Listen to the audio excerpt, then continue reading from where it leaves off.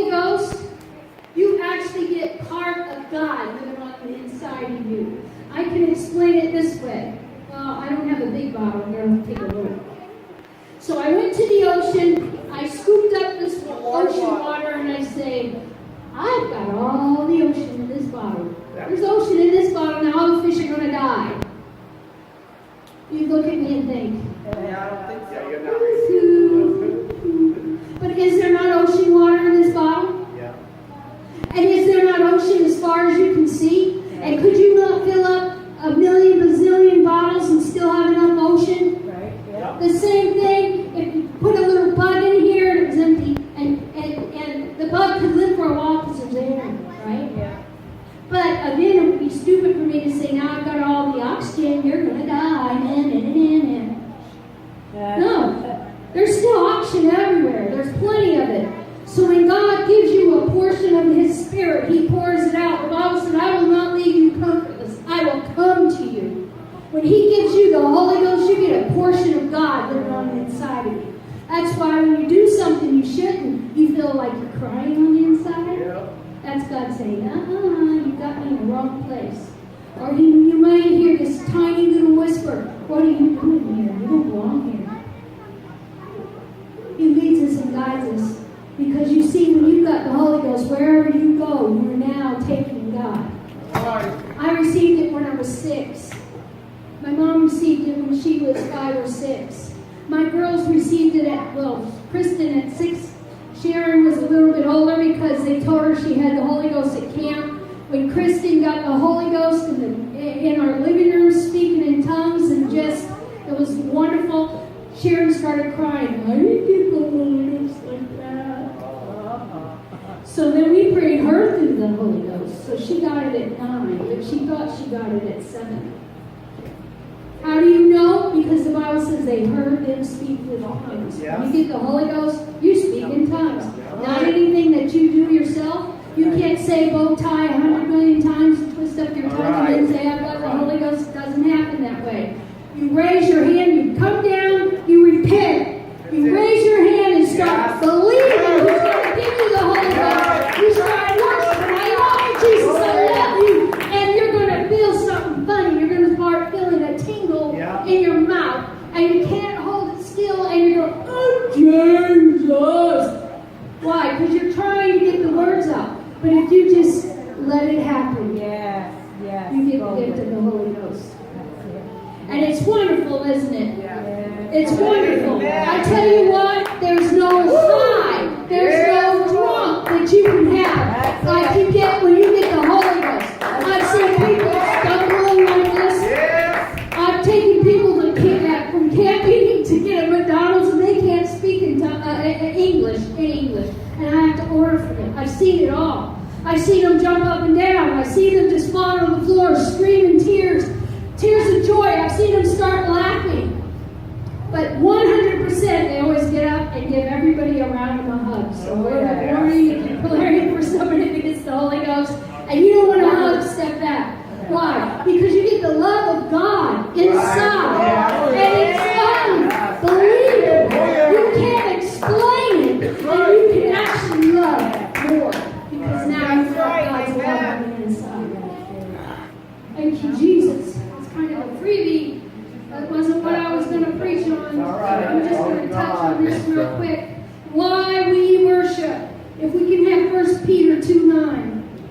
Why do we worship the way that we do?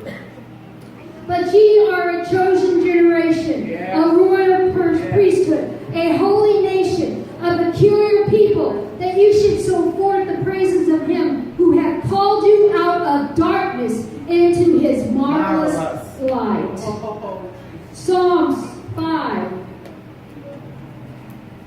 3-5, 7-8, 11-12. My voice shalt thou hear in the morning, O Lord. In the morning will I direct my prayer unto thee and look up. For thou art not a God that hath pleasure in wickedness, neither shall evil dwell with thee. The foolish man will not stand in thy sight. Thou hatest all workers of iniquity. But as for me, I will come into thy house in the multitude of thy mercy, and in thy fear will I worship towards the holy temple. Lead me, O O Lord, in thy righteousness, because my enemies make thy way straight before my face.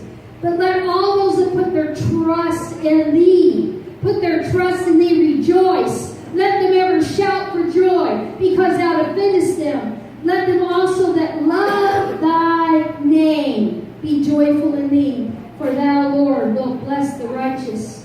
With favor wilt thou compass him as with a shield. Pastor Wilson has said, you don't know the times that you have been protected. Right. I know some of those times, but I know I don't know them all. I do know a time that I got lost in Philadelphia, Pennsylvania at 17, and I got down into the bad part of town, and believe me, I know what the bad part of town is because I come from St. Louis, Missouri area. And I knew I was in trouble. And I stopped at a McDonald's to ask for directions because McDonald's is banned in restaurant, right? I thought it would be safe. But there were some guys there that was in a gang. And I know gang members. I've been surrounded by Hell's Angels and everything else in St. Louis. And I was like, uh-oh, I'm in trouble. So I walked out and I said, Lord, protect me, please help me. And they were following me. We came around the corner and they said, who's that man standing by the car? I thought she was all alone. And I'm looking. I do not see a man standing by the car. They do. They say, oh my goodness, that's the biggest dude I've ever seen. And is that a sword he's got? Oh, I'm not messing with that dude. And they turned around and ran. So I get in the car and I'm thinking, well, thank you, Lord. I didn't see it, but they did, so I'm thinking they're on drugs and they're hallucinating, but whatever, God just saved me. So I go to pass this gas station, and there's this elder black man there, and the place is boarded, and the Lord said, stop and ask for directions. And I'm like, oh Lord, not me, I'm not stopping there. And I passed it, and the Lord said, I said stop, turn around and ask him for directions. So I turned around and he came out. I had my window rolled down like this. And I was shaking and I said, I'm lost. As he's coming out, he says, girl, what you doing here? Don't you know just 2 blocks away there was a white girl killed just like you? And he's walking up and then he stops and looks, oh, I'm sorry, sir, I didn't see you. Okay, this dude is definitely not high or on anything. He's working and I'm looking. So he gives me directions and he says, now, sir, do not bring her back in this part of town again. Okay. And he turned around and walked off. And I'm like, I got an angel with me. Woo! And I drove to conference, and boy, did I have a time. I've seen my angel on a couple instances. Somebody was breaking into my house. The Lord woke me up and said, get on your knees, you and your daughter are in mortal danger. She was 6 months old. Kristen wasn't even thought of. There wasn't even a twinkle in my eye. So I rolled out of bed and I started praying. Somebody drove up, was trying to get in my house. And me being little faith, I go get the gun we have in the closet and I'm trying to put the bullets in. I mean, I've never been this scared. I was shaking so bad. I couldn't hold the thing to get the bullets in. I'm like, oh God, please help me get a bullet in. I finally got a bullet in, slapped it closed. It was like a revolver. Yeah, it was a revolver. 22 Magnum and a 22 regular. There was 2 different magazines. I knew which one was what. I took the Magnum, believe me. I know the other ones can bounce off your head. I wasn't going to let it bounce. So I go to the door. I got this one little tiny bullet, right? And I'm pointing it at the door, and I'm so scared. I'm going, Jesus! And when I said Jesus, they dropped what they had. They took off. Get us out of here! Somebody's after me! He jumped in the car. They screeched, Witch! I didn't have a phone. I waited until morning. I walked to my mom's house 2 blocks away. I told her we called the police. Police come out and said, ma'am, I don't know. I feel like they were going to kill you. And he says, but I don't know what happened. Something scared me because I can see the feet running. I see a great big place where they screeched off. But you are lucky. There must have been somebody one more jerk and the door would have been open. They had a tire iron and they were prying my door open. He will keep you. Okay. He will protect you. Yes. He will keep you from falling back into your sin. Right. He will lift you up and He will raise you on a higher level. And He will give you everything that you want if you just believe Him.